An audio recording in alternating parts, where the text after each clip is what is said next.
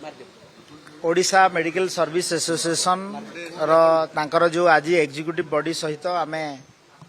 आमर डिपार्टमेंट रो सेक्रेटरी एवं आमर डायरेक्टर समस्ते थिले एग्जीक्यूटिव बॉडी रो भी प्राय 12-14 जन थिले। डिस्कशन बहुत सुंदर भाव रे फ्रुटफुल डिस्कशन हला एवं unanimously Odisha medical service association जो स्ट्राइक को जाइथिले ताकू स्थगित रखिवा पाई आमर निष्पत्ति हला एवं तांकर जो 10 दफी जो थिला डिमांड ता उपरे आमर मध्य पुंखानुपुंख भाव रे आलोचना हिची एवं तांकर डिमांड गुडाकू आउ थरे पुंखानुपुंख भाव रे री एग्जामिन करिकरी डिमांड को केमिति आमे आगामी दिन रे समय अनुसार ताकू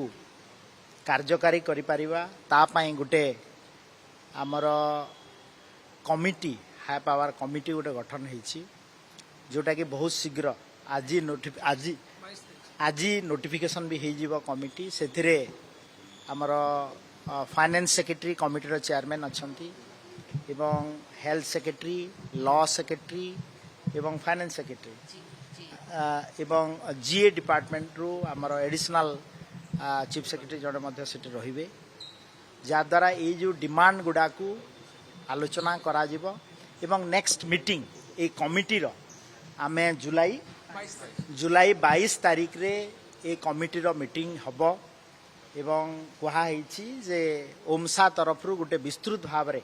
कमिटी सामना रे मध्य प्रेजेंटेशन रखा जिवो। तो मु आशा रखुची जे ये जो भलिया फ्रुटफुल डिस्कशन निश्चित भाव रे आगामी दिन रे ओडिशा प्रदेश रो स्वास्थ्य सेवा उपरे कौनसी व्याघात आसीबो नाही। आम सरकार लोकंक सरकार एवं आमर ओमसा Odisha state medical association service association रो डॉक्टर माने मध्य एश्योरेंस देइछंती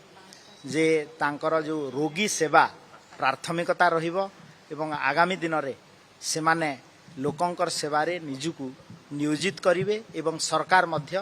तांकर डिमांड प्रति सम्मान जणाइबे।